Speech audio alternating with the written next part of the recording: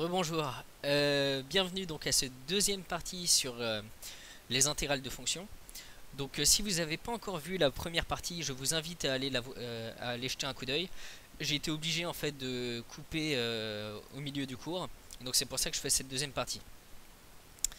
Donc regardez la première si vous ne l'avez pas encore vue. Donc on était en train de parler, je vais donc parler du tableau des primitives usuelles et donc quelques exemples de primitives. Donc si j'ai une fonction constante, une primitive c'est kx plus une autre constante. Donc on disait que toutes les primitives diffèrent juste d'une constante. Donc en fait à chaque fois on va pouvoir rajouter une constante dès qu'on va trouver la primitive d'une fonction. Alors ici, en fait souvent on va redériver dans l'autre sens pour vérifier que ça marche. C'est souvent comme ça que on teste, on vérifie qu'on ne s'est pas trompé. Donc si là je redérive, k de x plus c, le c il s'en va, ça me donne k. Donc là j'obtiens k, c'est bon. Maintenant on va faire la primitive de f de x égale à x, enfin une des primitives. Donc ça sera de la forme 1 demi de x au carré plus c. Alors pourquoi?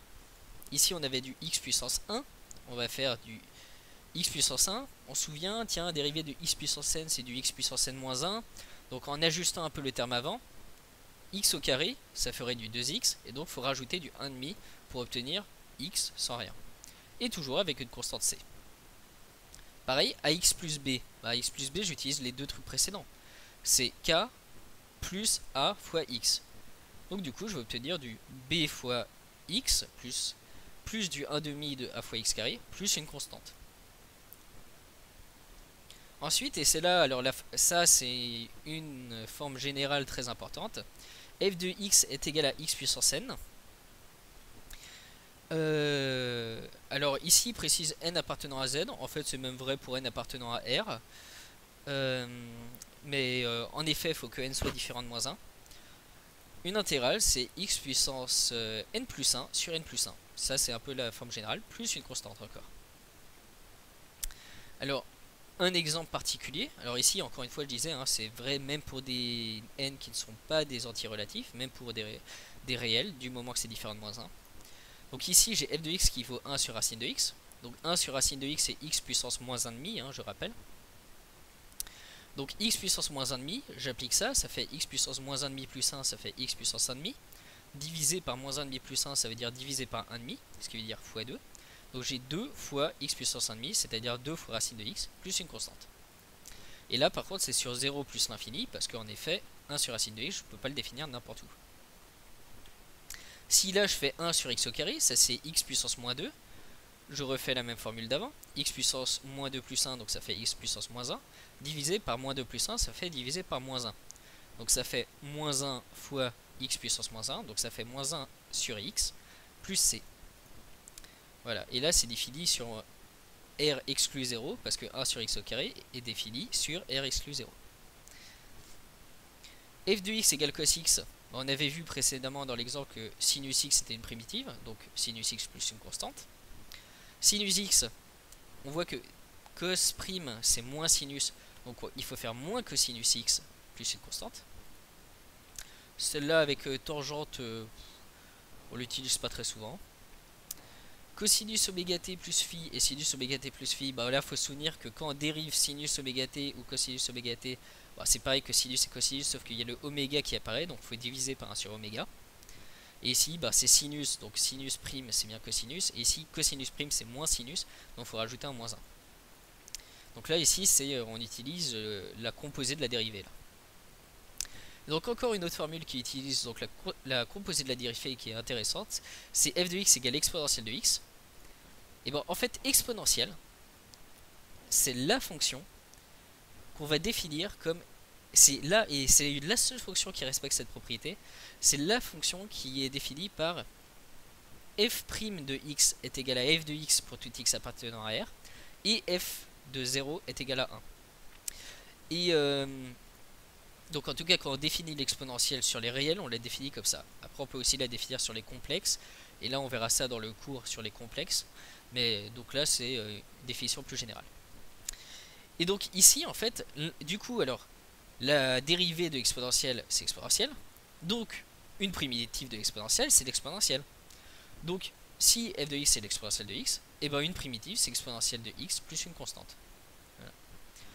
Alors, ensuite on va prendre la fonction 1 sur x. Alors 1 sur x, vous vous souvenez, vous pourriez dire que c'est x puissance moins 1, mais vous vous souvenez que dans le cas du x puissance n, et ben fallait que n soit différent de moins 1. Et en effet, n est égal à moins 1 est un cas très très particulier. Et dans ce cas, en fait, la primitive de cette fonction, enfin une des primitives, c'est log de x. Et donc une primitive s'exprimera sous la forme log de x plus une constante. Et exponentielle et logarithme sont des fonctions très intéressantes et très liées. Et donc on va carrément consacrer un chapitre à chacune. Et en fait, le logarithme est même la fonction inverse de l'exponentielle. Donc ça veut dire exponentielle de logarithme de x, ça vaut x. Et logarithme de exponentielle de x, ça vaut x. Donc voilà. Et le logarithme est que défini sur 0 plus l'infini, 0 exclu. Donc c'est pour l'intégrale de 1 sur x. C'est un cas vraiment très très classique, l'intégrale de 1 sur x. Faut vraiment y être habitué. Alors maintenant, quelques opérations sur les primitives. Donc si j'ai u' plus v', ben, u plus v c'est une primitive, parce que si je dérive ça, j'obtiens bien u' plus v'. Si j'ai k fois u', ben, k fois u c'est une... enfin, si j'ai une fonction k fois u', ben, k fois u c'est une primitive. Là j'en exprime une seule, hein, mais en fait on pourrait faire plus une constante à chaque fois. Alors là, cas un peu plus sophistiqué, u' fois u puissance n. Encore une fois là, ils ont précisé appartenant à z, en fait on pourrait carrément dire appartenant à R. Mais par contre en effet il faut bien que n soit différent de moins 1. Alors ici on peut avoir u puissance n plus 1 divisé par n plus 1. Alors comment est-ce qu'on repasse de là à là? Ben, on va dériver ici. Dérivé de u puissance n plus 1. Attendez. Dérivé de u puissance n plus 1, c'est n plus 1 fois u' fois u puissance n. Et donc pour supprimer le n plus 1, ben, on divise par n plus 1. Et donc on obtient bien ça. Alors cas particulier, u' sur racine de u, c'est u' fois u puissance moins 1,5. Donc ça fait u puissance moins 1,5 plus 1 divisé par moins 1,5 plus 1. Donc ça fait u puissance 1,5 divisé par 1,5. Donc ça fait 2 fois u puissance 1,5, c'est-à-dire 2 fois racine de u. Autre cas particulier... alors maintenant, cas intéressant à savoir, c'est v' sur v au carré, c'est moins 1 sur v. En fait, moi je retiens plutôt que 1 sur v, la dérivée de 1 sur v, c'est moins v' sur v carré. Et donc pour obtenir à nouveau le signe positif, je remets un moins ici. Cas intéressant, u' fois exponentielle de u. Ça c'est un cas vraiment très intéressant. En fait ça va être exponentielle de u. Là on va utiliser la composée. Si je dérive exponentielle de u, ça donne quoi? Ça donne u' fois exponentielle prime de u. Or exponentielle prime, on avait vu que la dérivée de l'exponentielle c'est elle-même. Donc ça fait u' fois exponentielle de u. Et donc ça fait bien u' fois exponentielle de u. Autre cas où on utilise la composée, et cas qui est assez pratique, on l'utilise assez souvent, même en physique, il arrive de temps en temps. Log de u. Si je dérive le log de u, log prime de u, ça va faire quoi? Ça va faire u' fois dérivée du log de u. Or dérivée de log, c'est 1 sur x. Donc ça fait u' fois 1 sur u de x. Et donc ça fait u' sur u au final. Et donc ensuite la composée, donc globalement la composée v rond u, si on la dérive ça fait u' fois v' rond u. Et donc bah ça marche aussi dans l'autre sens du coup. Donc si on a une fonction de cette forme là, et bah ça c'est un exemple de primitive à une constante près.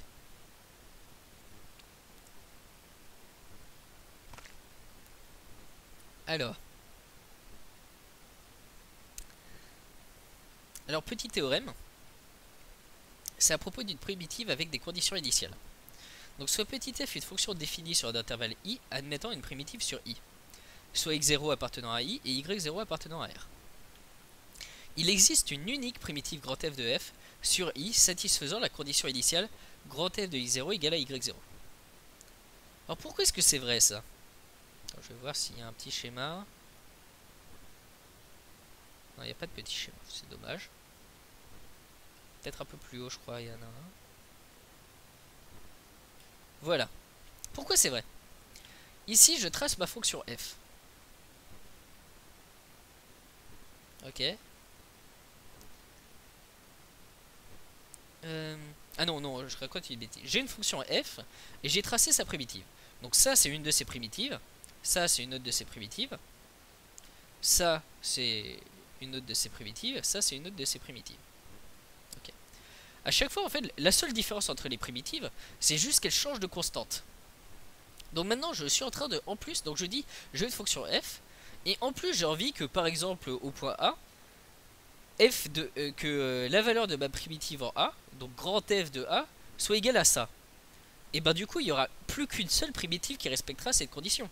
Parce que toutes les autres, soit leur constante est trop élevée, et dans ce cas, c'est au-dessus, soit leur plus C, il est trop bas, et dans ce cas, ça va passer en dessous.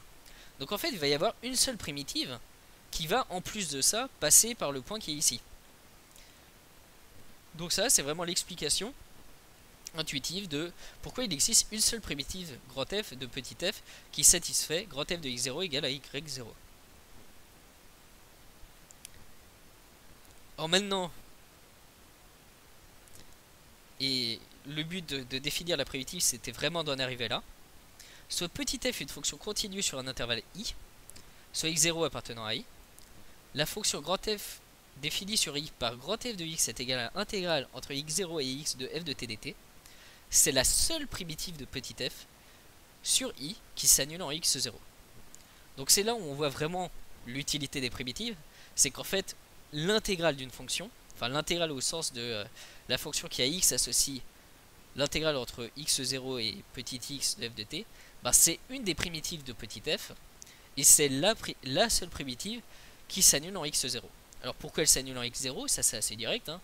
L'intégrale de x0 à x0, bah, c'est l'intégrale de a à a. Donc c'est la largeur de mon R, bah, elle vaut 0. Donc c'est une R qui est nulle. Donc voilà. Donc ça veut dire que là, la fonction que j'ai définie, si je la dérive, grand F', c'est petit f.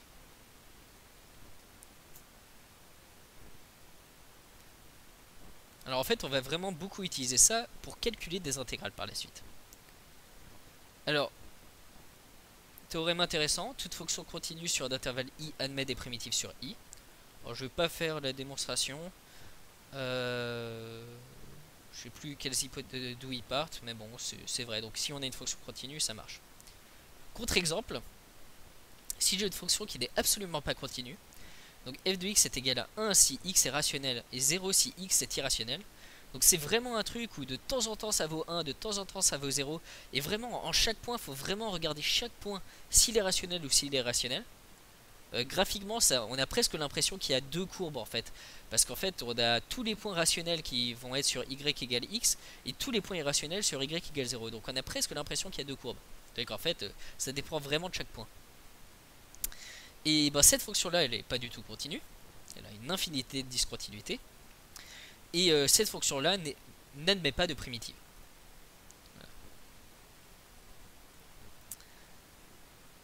Voilà. Alors maintenant, soit petit f une fonction continue sur un intervalle i, et grand F une primitive de petit f sur i. Alors en fait, dans ce cas, on va remarquer que intégrale de a à b de f de t dt, c'est égal à grand F de b moins grand F de a. Et ce, quelle que soit la primitive. Alors déjà, pour expliquer pourquoi c'est vrai, quelle que soit la primitive, et pourquoi le choix de la primitive ne change pas. En fait, les primitives ne changent que à une constante près.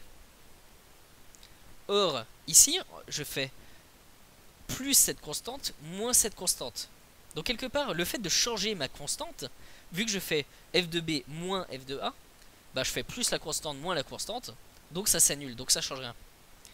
Et vu que ça c'était une des primitives, et ben on voit qu'ici en fait on peut prendre n'importe quelle primitive. Donc on a intégrale de ab de f de t dt, c'est grand f de b moins grand f de a. Et c'est là où on va énormément utiliser ensuite les primitives pour faire nos calculs. Alors par exemple voici quelques calculs d'intégrale. Donc intégrale de 1 à 2 de 1 sur x au carré. On fait la primitive de 1 sur x au carré. On avait vu que moins 1 sur x était une primitive. Et donc on va calculer moins 1 sur x en prenant la valeur en 2 et la valeur en 1. Donc ça veut dire moins 1 sur 2 moins 1 sur 2. Donc ça fait moins 1,5 moins... non, j'ai raconté des bêtises. Moins 1 sur 2 moins 1 sur 1. C'est égal à moins 1,5 moins 1. Donc ça fait moins 1,5 plus 1. Donc ça fait 1,5. Donc là on a fait... Notre primitive c'est moins 1 sur x. Et on a fait cette primitive en 2 moins cette primitive en 1. Pareil par exemple pour l'intégrale de cosinus entre moins pi sur 2 et pi sur 2. Sinus c'est une primitive. Et donc je vais faire sinus de pi sur 2 moins sinus de moins pi sur 2. Et ça va être égal à 2. Pareil par exemple pour l'exponentielle. L'exponentielle est une primitive de exponentielle. Donc intégrale entre 0 et 1 de l'exponentielle de t. C'est égal à exponentielle de 1 moins exponentielle de 0. Ce qui fait e moins 1. Alors ici petit exemple intéressant. Intégrale entre 1 et x de 1 sur t dt. Primitive de la fonction 1 sur t ou 1 sur x. On avait vu que c'était log de t ou log de x. Donc c'est log de t pris en x moins log de t pris en 1. Donc ça fait log de x moins log de 1. Et donc log de 1 c'est 0. Donc log de x, donc ça fait log de x. Autre exemple, intégrale entre 0 et 1 de x puissance n. Alors ça c'est un exemple assez utile. Ça fait x puissance n plus 1 sur n plus 1, ça c'est la primitive. Pris en 1 moins pris en 0. Pris en 1 ça fait 1 puissance n plus 1 divisé par n plus 1, ça fait 1 sur n plus 1. Pris en 0 ça fait 0 puissance n plus 1 divisé par n plus 1, ça fait 0, on le met même pas. Donc ça fait 1 sur n plus 1. Alors pareil avec une puissance négative. Finalement on obtient un résultat assez similaire. Intégrale entre 1 et x de 1 sur t puissance n dt. Donc c'est intégrale entre 1 et x de t puissance moins n. Et donc finalement on est dans le même cas que le cas précédent. Ça fait t puissance 1 moins n sur 1 moins n, la primitive. Et ça pris en x et pris en 1. Donc ça fait 1 sur 1 moins n fois 1 sur x puissance n moins 1 moins 1. Sauf que ici on a fait l'intégrale entre 1 et x. Donc la primitive c'est du même genre. Mais par contre ici la valeur n'est pas la même parce qu'ici on faisait entre 1 et 0 et ici on fait entre 1 et x. Alors,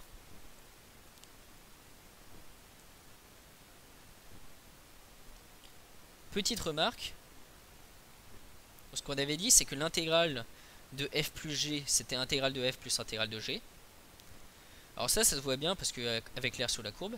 Et intégrale de k fois f c'est k fois l'intégrale de f. Encore une fois, en regardant la courbe on voit que la courbe est k fois plus haute. Donc l'air sous la courbe bah, elle est k fois plus grande. Alors je vais parler maintenant de parité. Donc si f est une fonction paire, dans ce cas on peut remarquer que l'intégrale entre moins a et a de f de t dt, c'est l'air sous la courbe en allant de moins a à a. Mais notre fonction f de moins x est toujours égale à f de x, pour tout x appartenant à moins a. Donc en fait ça c'est deux fois l'air qui est juste sur la partie à droite, c'est-à-dire deux fois l'intégrale entre 0 et a de f de t dt. Parce que l'intégrale de moins a à 0 de f de t dt, c'est égal à l'intégrale de 0 à a de f de t dt, parce que c'est pair. Alors si f est impair, par contre, l'intégrale de moins a à a de f de t dt va être 0, parce que la partie, quelque part, qui va être à la gauche de ma verticale d'abscisse 0, son R va être égal à la partie à droite, mais sauf qu'elle va être égale, mais en négatif. Donc on va avoir le côté négatif plus le côté positif qui s'annule. Et donc ça va donner 0. Alors si une fonction est t périodique, alors ma courbe c'est la même. Quand je la trace, c'est la même à une période t près. Donc l'air sous ma courbe, entre a et a plus grand t, bah c'est la même qu'entre 0 et grand t, parce que je parle de la même courbe au final. Donc voilà, donc si ma fonction est t périodique, intégrale de a à a plus grand t, c'est égal à intégrale de 0 à t, enfin de ma fonction, de f de t dt. Alors maintenant on peut définir la valeur moyenne d'une fonction. Donc comment est-ce qu'on va définir ça? On fait l'intégrale de notre fonction. Donc ici c'est l'air sous la courbe CF. Et ensuite on divise ça par la longueur B moins A. Et donc ça fait l'air sous ma courbe divisé par b moins a, ça fait la moyenne de ma fonction. Donc ici on a mu est égal à 1 sur b moins a fois intégrale de a à b de f de t dt.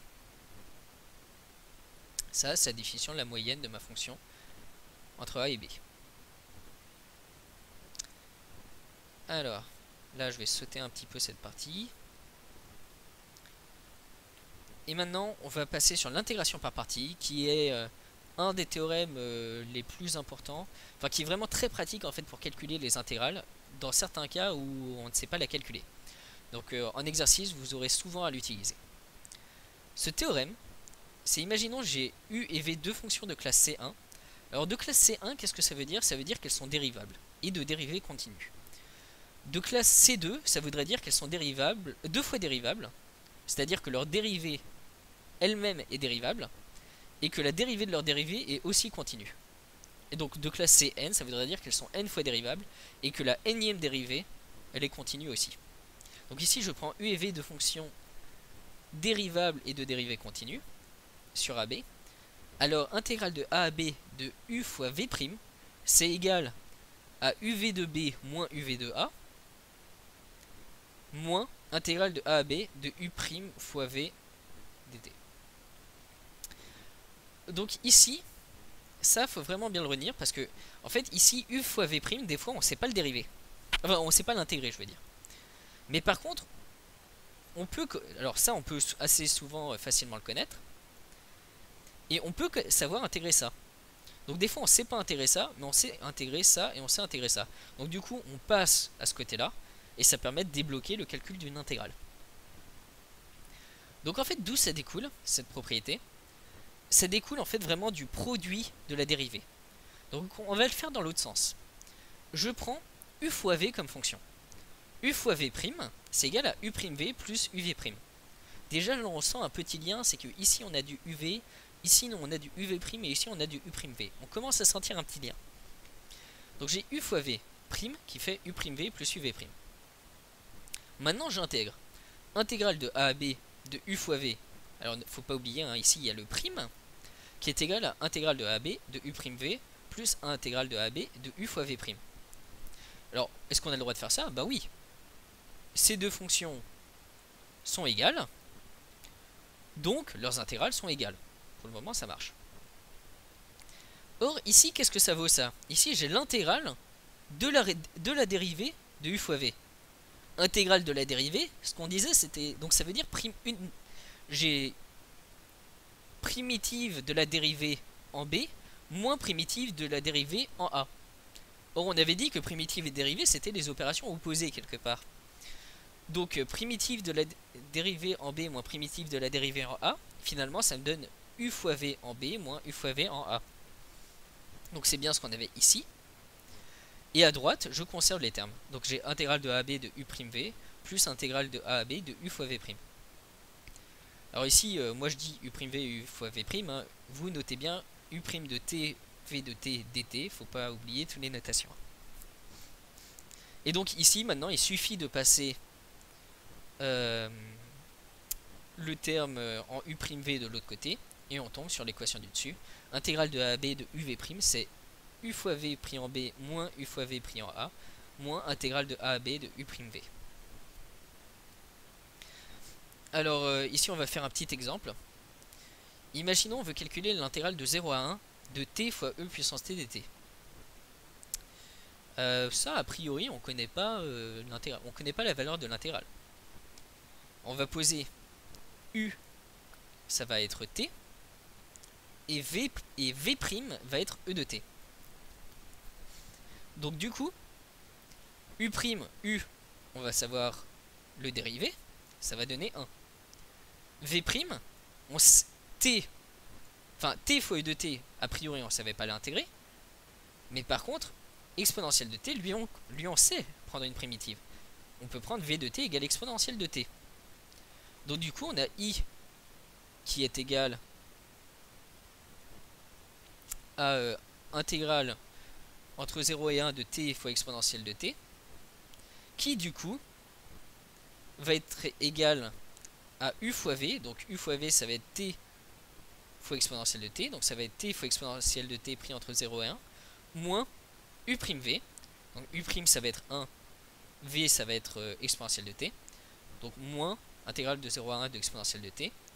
Ce qui fait ça, c'est 1 fois e moins 0 fois 1, donc ça fait e, moins, et ici intégrale de 0 à 1 de exponentielle de t, ça fait e moins 1, parce que l'intégrale de l'exponentielle c'est l'exponentielle, donc ça fait e de 1 moins e de 0, et donc ça fait e moins 1, donc ça fait 1. Et donc on a calculé notre intégrale qui fait 1. Alors pareil, je vous laisse en exercice à intégrer 1 sur x log de t. Et là quelque part on a log de t, mais il faut penser que log de t on peut le multiplier par 1. On peut avoir du 1 fois log de t. Et ça nous permet de faire deux fonctions, dont une qui est constante. C'est ça qui est intéressant. Or là, bon, ça couvre à peu près le chapitre de terminale sur les intégrales, ce dont on a parlé. En fait, en physique, on va souvent même faire des intégrales multiples, c'est-à-dire des intégrales en 3 dimensions. On va carrément définir des volumes comme ça, où on va non pas calculer une aire, mais calculer un volume en intégrant une fonction suivant 2 dimensions. Donc par exemple, on pourrait l'intégrer intégrer cette fonction là suivant x et ensuite suivant z, si c'était une fonction en fonction de y. Bon, j'ai pas été j'ai une fonction, enfin ma fonction là, non, plutôt j'ai une fonction qui est une fonction de x et de y. Et ben en fait je vais l'intégrer suivant x et suivant y pour ensuite calculer.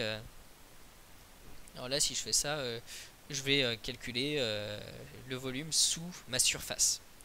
Donc en physique ensuite on pourra étendre la notion à des espaces d'intégrale à des espaces de dimension supérieure, mais c'est quand même plus compliqué et les calculs deviennent assez lourds et c'est plus dans le programme de terminale. Donc voilà, j'espère que vous avez aimé ce cours sur les intégrales. On va bientôt continuer avec donc d'autres cours de maths. Et donc si vous n'êtes pas encore sur learnian.net, je vous invite à vous inscrire sur learnian.net pour regarder le reste des cours et éventuellement vous inscrire à d'autres cours qui peuvent être intéressants. Salut, à bientôt.